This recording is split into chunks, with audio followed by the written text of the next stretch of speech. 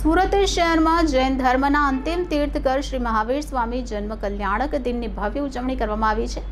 જૈન શ્વેતાંબર મૂર્તિ પૂજક યુવક મહાસંઘ દ્વારા સુરત શહેરમાં વિવિધ જગ્યાએ જ્ઞાતિ જાતિના ભેદભાવ વિના શુદ્ધ ઘીના 1 લાખ જેટલા બનાવેલા લાડુનું વિતરણ કરાયું હતું।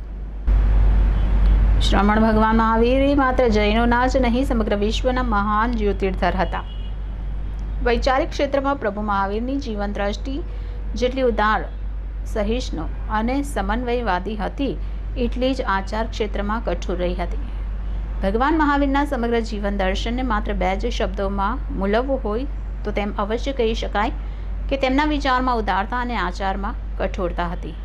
આજે સુરત ખાતે શ્રી મહાવીર સ્વામી જન્મ કલ્યાણક દિનની ભવ્ય ઉજવણી કરાઈ હતી।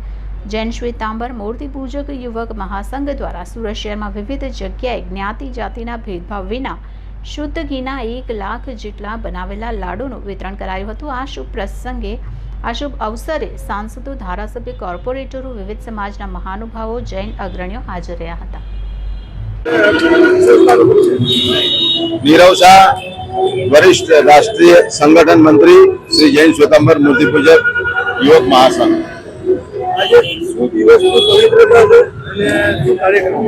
चैत्र सुद 13 भगवान महावीर स्वामी जन्म कल्याणक दिन અને આ દિવસે સમસ્ત ભારત વર્ષના તમામ જૈનો અનેકવિધ સેવાકીય પ્રવૃત્તિઓ, પરોપકારની પ્રવૃત્તિઓ ભગવાનના જન્મ કલ્યાણના દિનના ઉપલક્ષમાં કરતા આવ્યા છે। શ્રી જૈન શ્વેતાંબર મૂર્તિ પૂજક યુવક મહાસંઘ સુરતના માધ્યમથી છેલ્લા કેટલાક વર્ષોથી સુરત શહેરના અનેકવિધ વિસ્તારોમાં 1 લાખ કરતા વધારે લાડુઓનું શુદ્ધ ઘીથી બનાવેલા લાડુઓ દ્વારા શહેરના પ્રજાજનોનું મોં મીઠું કરાવવામાં આવે છે।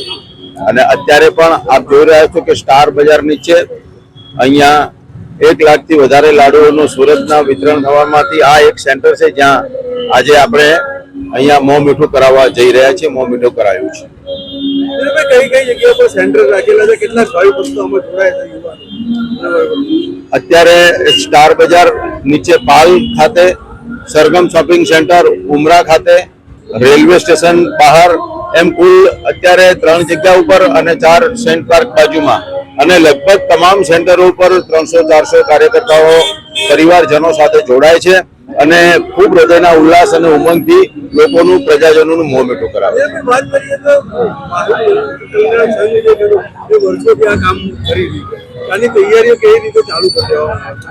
છેલ્લા લગભગ 20 દિવસથી તૈયારીઓ થતી હોય છે। સૌથી પહેલા 1-2 વર્ષ હતા તો અમારે કદાચ 1 મહિના સુધી તૈયારી કરવી પડતી હતી, પણ હવે તો 15-20 દિવસમાં અમારી તૈયારીઓ પૂર્ણ થઈ જતી હોય છે। અને અમે જે શુદ્ધ ઘીના લાડુ અમારે જૈનાપૂર્વક બનાવવાના હોય છે કે એમાં કોઈ પણ પ્રકારનો દોષ ન લાગે, પાણીનો કોઈ ભાગ ના રહે, એવા પ્રકારથી અમે એ લાડુ બનાવતા હોઈએ છીએ। એટલે ખૂબ ઝડપથી બને અને ખૂબ ઝડપથી આ વપરાઈ જાય, તેટલો દોષ ઓછો લાગે એ પ્રકારે અમે આ પ્રવૃત્તિમાં જોડાયેલા હોય છે અને ખૂબ આનંદપૂર્વક લોકો આ ઉજવણીમાં પણ જોડાય છે।